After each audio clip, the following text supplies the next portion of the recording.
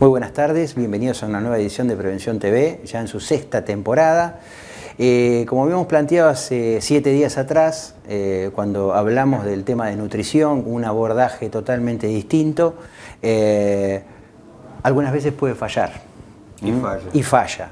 Y pasamos a una etapa de obesidad mórbida, donde aparece la hipertensión jugando, la diabetes jugando, un montón de alteraciones metabólicas que indefectiblemente nos traen un paciente complicado, que seguramente ha pasado por infinidad de dietas y de planes alimentarios, etcétera, etcétera, y todos ellos han fallado. Entonces, hoy convocamos a la persona, que es el doctor Matías Quesada, que es médico cirujano y es especialista en el tema del bypass gástrico, entre otras de sus buenas condiciones como cirujano general, para a ese tipo de pacientes que a través de una dieta no han podido conseguir el descenso de peso, y le planteamos la posibilidad de hacer un bypass gástrico para sacar esa obesidad mórbida que tantas complicaciones y fundamentalmente el deterioro de la calidad de vida que provoca el paciente. Así que tras un breve corte, está Fernando, va a hablar con Matías Quesada sobre el bypass gástrico. Muy bien, conforme lo habíamos charlado al abrir el programa, estamos con el doctor Matías Quesada, cirujano, especialista en el tema que hoy nos ocupa. Matías, gracias por tu tiempo. Al contrario, Fernando, gracias. Te hemos convocado como en otras oportunidades porque hemos resuelto hacer, digamos así, un mes referido a la obesidad. Ajá. Y los cirujanos en esto cumplen un rol clave, con todo lo que la gente conoce como las cirugías de banda gástrica, cirugías del estómago, gastrectomías, con el objeto de tratar a aquella gente con obesidad mórbida, para la cual por allí no encontramos otro camino. Sin embargo, hoy por hoy muchos pacientes se nos acercan y nos plantean cómo hay que hacer o qué es lo que hay que hacer. Si vos tuvieras que definirle hoy a un paciente en qué situación se tiene que acercar a un equipo que se dedique a este tipo de cirugías, ¿qué le dirías? ¿Qué requisito tiene que cumplir? Bueno, habría que definir un poco lo que es la indicación quirúrgica. En nuestro país existe una ley que regula el quehacer de estos procedimientos y que habla que el paciente, para poder ser operado, tiene que tener más de 40 índices de masa corporal, independientemente de que tenga o no tenga enfermedades asociadas, que las conocemos como comorbilidades: hipertensión, diabetes, dislipemia y demás. En el mundo, esa indicación quirúrgica, cuando el paciente tiene alguna de estas enfermedades, es a partir de 35 de índice de masa corporal, que hablando en castellano sería como 20 kilos antes, 15 kilos antes. Cuando él habla de índice de masa corporal, lo que está hablando es de una cuenta, cuenta matemática. Ustedes pueden encontrar la fórmula en la internet, donde simplemente ponen calcular índice de masa corporal y le van a pedir dos datos, el peso y la talla en centímetros. Claro, el índice de masa corporal surge de dividir el peso en kilos sobre la talla en centímetros al cuadrado. Y el normal es alrededor de 25, cuando uno tiene 35 y comorbilidades se puede operar en el mundo. En la Argentina es a partir de 40 con o sin comorbilidades. Algunos prestadores de salud, que están un poquito más avanzados que otros, ya han incorporado, a pesar de que no está esto dentro de la ley, lo que es 35 más comorbilidades y habitualmente al paciente no tiene problema. Pero pueden ser, digamos, entre comillas, rebotados si no están por encima de 40. Es decir, pero en definitiva lo que es importante de la ley es que cualquiera sea mi obra social o mi prepaga, si yo cumplo con estas condiciones, la obra social o la prepaga está obligada a efectuar esta cirugía. Sí, la ley no habla solamente de tratamiento quirúrgico, sino de drogas, psicoterapia, grupos de apoyo y demás. Eso es quizá la parte de la ley que menos se ha reglamentado. Esto ha tenido un impacto muy importante en lo que son las prestaciones de cirugía de obesidad. Pero en todo lo que son grupos de autoayuda, medicación contra la obesidad, que hay varias, vos sabés, aprobadas en el país y por FDA, no ha tenido tanto auge. Claro, por lo menos no todavía. Bien, ¿cómo se inicia esto? Llega el paciente a tu consultorio, cumple los criterios, o por lo menos el criterio básico, índice de masa corporal por encima 40 o por encima de 40. ¿Qué es lo que hay que decirle? ¿Qué debe hacer el paciente para llegar a la cirugía? Bien, hace 10 años, te cuento haciendo un poco de historia, el 99% de los pacientes llegaban solos y desesperados. Y te diría que contra el consejo de su médico. Hoy en día, más del 90% de los pacientes llega por el consejo de su médico. O sea que en la comunidad médica, la cirugía de obesidad ha ganado un lugar.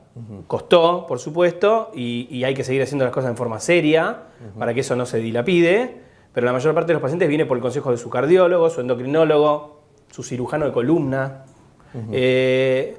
Una vez que el paciente entra al consultorio, como vos decís, lo que se hace tiene muy poco que ver con el cirujano. De hecho, a veces nos ven a nosotros los cirujanos de la primera vez, pero después tienen que pasar por lo que se llama evaluación multidisciplinaria, que lo vea la esfera nutricional, la esfera psicológica, la esfera clínica, demás consultas si hace falta, y una serie de estudios que son muy importantes para que el paciente pueda llegar a quirófano de una manera lo más segura posible. Esto no nos olvidemos que es una cirugía total y absolutamente programada y podríamos decir que es para que la disfrute el paciente y su familia. De nada sirve operar a las apuradas a un paciente porque ahí es cuando podemos tener problemas. Lo que vas a recibir de información de este equipo multidisciplinario, a vos como cirujano, digamos, no hablemos si el cardiólogo te dice alto riesgo, necesito tal cosa, necesito tal otra, pero el enfoque que, por ejemplo, te den, porque por ahí la gente no termina de entender bien, ¿por qué un psicólogo o un psiquiatra? Es decir, ¿por qué es necesario esto? Bueno, la obesidad es una enfermedad que aún al día de hoy no sabemos si hay una causa predominante por sobre otras que la cause. Hay causas genéticas, ambientales, psicológicas. Lo que sí sabemos es que está causado por múltiples problemas. Y la manera de abordar a un paciente que tiene una enfermedad multidisciplinaria es de esa manera, por la esfera clínica, la esfera psicológica, la esfera nutricional. Porque quizá hay que ir corrigiendo cosas en cada uno de los lados. Haciéndolo más fácil para que la gente lo entienda, si un paciente está con una hipertensión descontrolada, entrando dentro del ámbito que ustedes entienden, es muy importante que el paciente, el día que se vaya a operar, no esté con la presión mal manejada, sino que esté bien manejada. Lo mismo si está con problemas de regulación de la glucemia, y lo mismo si está en un periodo de ansiedad con ingesta de atracones. ¿Eso te puede contraindicar una cirugía? Es decir, la personalidad de un paciente... La pregunta es muy, muy buena y habitualmente no la contraindica en forma permanente, pero sí la puede demorar mucho. Sí, claramente. Si nosotros tenemos un paciente, y es la manera de detectarlo, haciendo la evaluación multidisciplinaria, que no puede durar 2 días. Uno tiene que ver a lo largo de la evaluación al paciente. Si uno ve el paciente que está motivado, que viene, que trae los estudios, pero cada vez que viene está más gordo, claramente es un ejemplo de que algo no está funcionando y que quizás no es el momento para operar al paciente, en ese momento. Es decir, un poco es como cuando uno trata tabaquismo en el sentido de decir, lo primero es el convencimiento. Sí, sin ninguna duda. De él y del grupo que lo rodee. llámalo su mujer, sus hijos, su madre, su padre, su familia. Es súper importante para quien se va a someter a una cirugía gastrointestinal mayor, como es esta, que va a provocar cambios en su estilo de vida, fundamentalmente en su estilo de alimentación, que tenga apoyo de la gente que lo rodea. Si tiene gente en contra es muy difícil. Muy difícil. Una pregunta más antes de ir al corte, porque ya me están haciendo señales, ya nos están apurando, pero no es raro que llegue alguno de mis pacientes, sí, lo vi al doctor Quesada, por ejemplo, y el doctor Quesada me dijo que tengo que bajar de peso antes de la cirugía. Sí, si me va a operar, ¿para qué voy a bajar de peso? Es otra muy buena pregunta. En realidad no es que uno les pida que baje una enorme cantidad de kilos de peso. El tema es que la mayor cantidad de grasa dentro del cuerpo inicialmente está dentro del abdomen y fundamentalmente en las vísceras, como el hígado. Y eso es muy difícil de manejar por vía mínimamente invasiva, como se hacen estas cirugías por la paroscopía, si el paciente no baja de peso. Por ahí un paciente que pesa 190 kilos, bajando 5 o 6 kilos unos días antes de la cirugía, ya nos vuelve el tamaño del hígado muy manejable y disminuye la grasa visceral y nos da la chance de hacer una cirugía laparoscópica y segura. Es simplemente por eso. Poca cantidad, pero con un objetivo netamente técnico. Digamos. Exactamente. Si uno lo ve al paciente en la cara ni se le va a notar que bajó de peso, pero nosotros nos damos cuenta dentro del abdomen. Muy bien. Bueno, como decíamos recién, nos apuran con el corte. Luego de este breve corte volvemos con el doctor Quesada.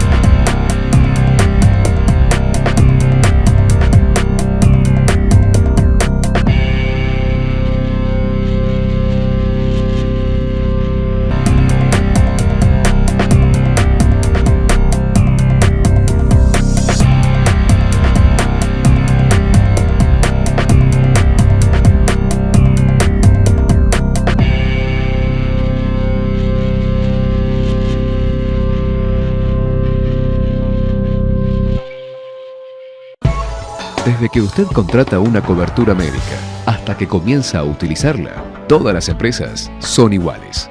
Después, es mejor que sea el Círculo Médico de Quilmes, quien le ofrece a través de FEMEVA Salud Quilmes y EMEDIC una real libre elección del profesional en su consultorio particular y beneficiarse con su aporte de ley.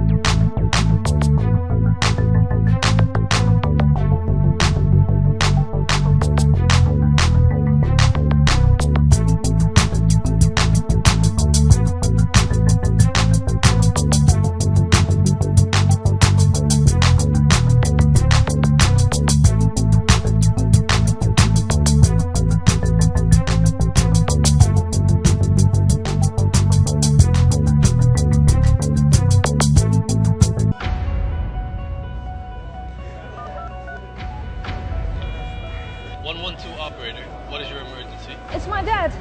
I think he had a heart attack. Please help. He's not breathing anymore. Please stay calm. What's your name? Joanna. Good, Joanna. We've got your location. The ambulance drone is on its way. Remove his top shirt to uncover his torso. Okay. Great. Can you go to the nearest exit? The ambulance drone is almost there. Okay. I'm outside. I'll be talking through the drone now, so you can put down the phone. Now please pick up the drone and bring it to your father. You're doing great.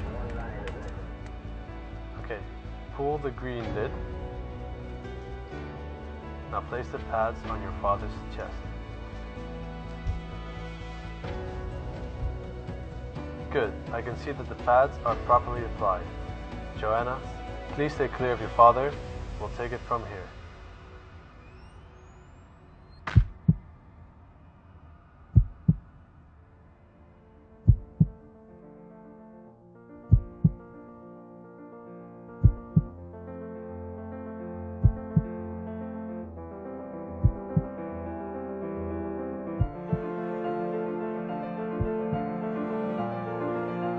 Hi, I'm Alec Momon. I'm a graduate student at the TU Delft working on a project for Living Tomorrow and UZ Gent. Our vision is to improve current emergency infrastructure with a network of drones capable of saving lives. At over 100 km per hour, these drones create an ultra-fast response system capable of increasing this survival chance from 8% to 80%. This is because the ambulance drone is not affected by current road infrastructure, but is capable of flying in a straight line, bringing down the average response time of an ambulance from 10 minutes to 1. We developed a new type of drone that is capable of folding into a very compact position. The drone essentially becomes a flying toolbox for your emergency supplies. Let's use drones for a good purpose. Let us use drones to save lives.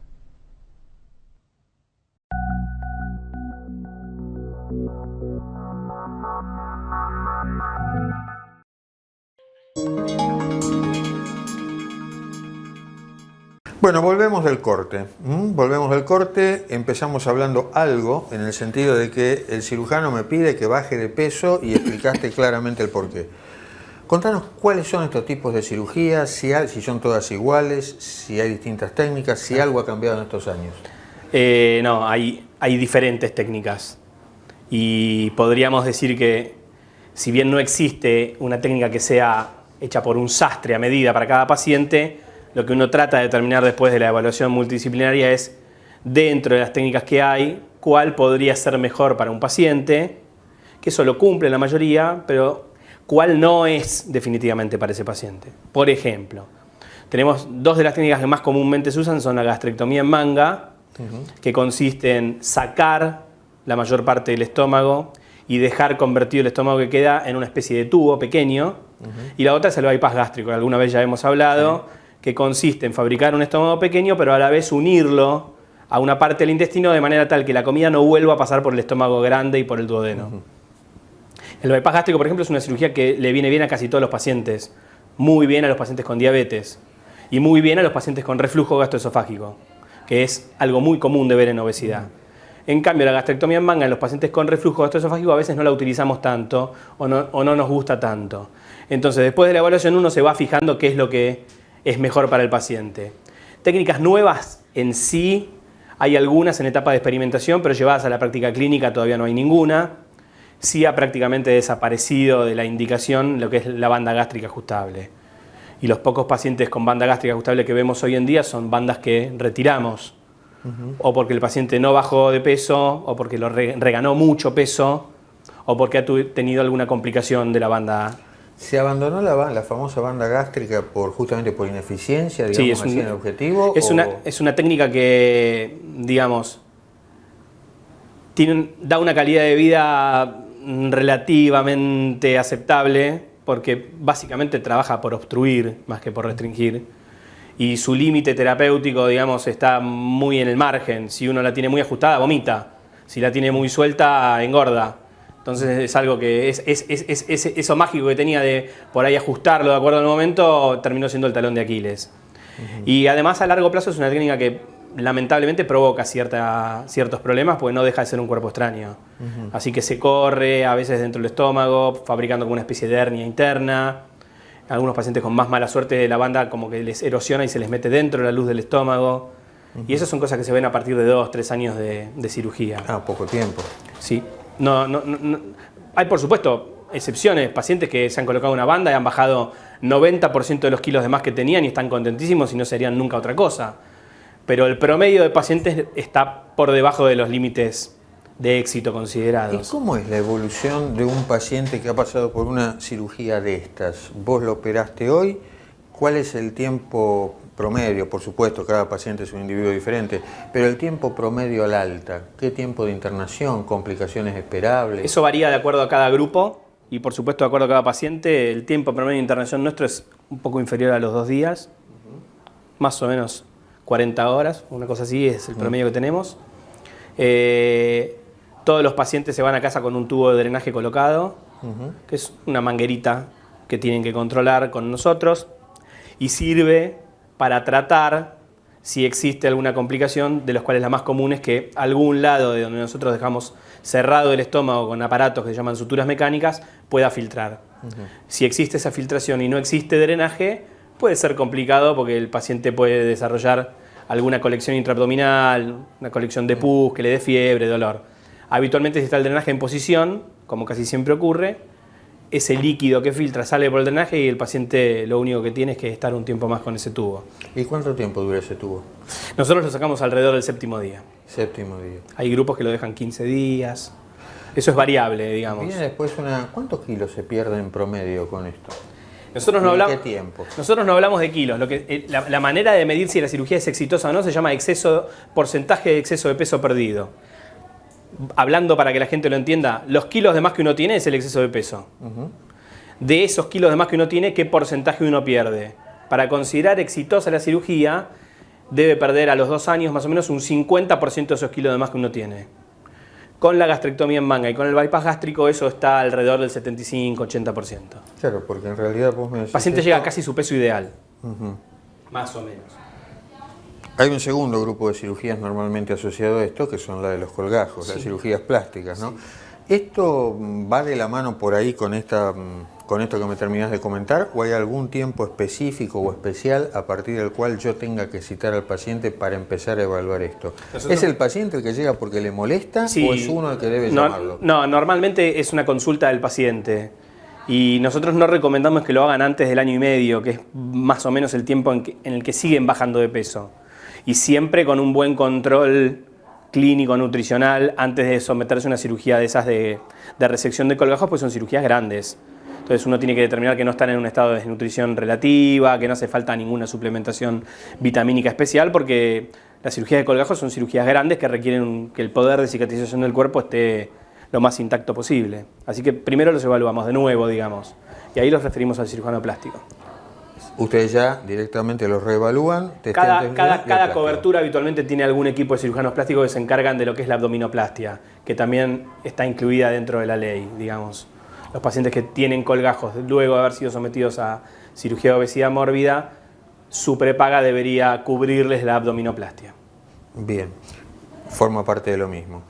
Una pregunta, y esto viene referido a un caso que tuve el año pasado concretamente. Ella es una mujer joven, hipertensa, consumía una medicación muy común en el mercado, enalapril, y venía de 8 meses o 9 meses de una cirugía de este tipo. Y cuarentona, queda embarazada. Es decir, ya tenía el enalapril en contra, que es teratogénico, nunca debió haberlo hecho. Felizmente el embarazo terminó en nada. Pero la pregunta del millón es, te viene una mujer con este planteo, porque operarás mujeres jóvenes también. Doctor, mi deseo es quedar embarazada. Viene de una cirugía de una obesidad mórbida. Tenés el tema de los colgajos en el horizonte. ¿Qué se le dice a una mujer joven que después de algo de esto quiere quedar embarazada? Mirá, el caso que viste vos ya lo vi 20 veces yo. Estuve por operar hace poco de una complicación biliar a una paciente en posoperatorio de cirugía bariátrica y tuve que suspender 2 o 3 meses su cirugía biliar porque estaba en el primer trimestre del embarazo y en el primer trimestre tratamos de no invadir al paciente. Si es estrictamente necesario se puede igualmente. El consejo médico, por supuesto, es que se cuiden de alguna manera para no quedar embarazada. ¿Hay un tiempo para esto? Y es lo mismo más o menos que para lo de las abdominoplastias. Se recomienda que durante el tiempo que el paciente baja de peso no se embarace. Si tiene un deseo impostergable de hacerlo, asesoramiento con especialistas en embarazo de alto riesgo, porque hay que ver bien niveles de ácido fólico y demás para correr con un embarazo normal.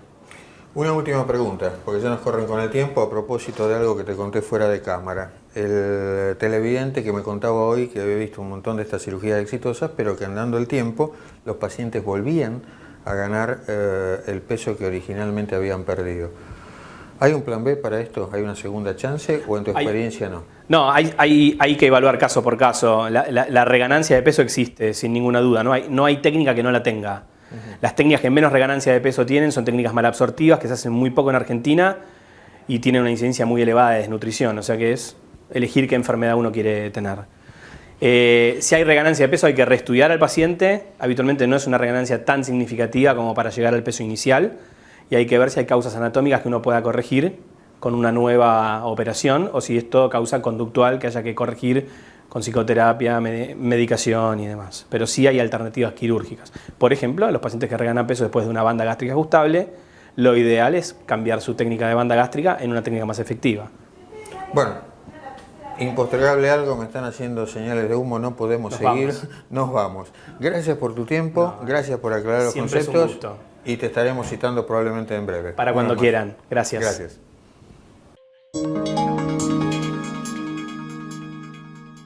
Bueno, llegamos así al final de la edición de hoy. Quedaron un montón de cosas por hablar con Matías. Piensen nomás los que tienen algún familiar o algún conocido que ha vivido esto.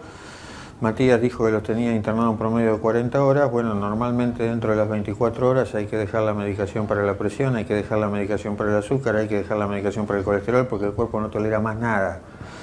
Digamos, está la cantidad de cambios que se inducen que ya muy precozmente cambian una cantidad de condiciones dentro del cuerpo. Bueno, quedarán para otra oportunidad en que volvamos a convocarlos las dudas que puedan seguir surgiendo de esto.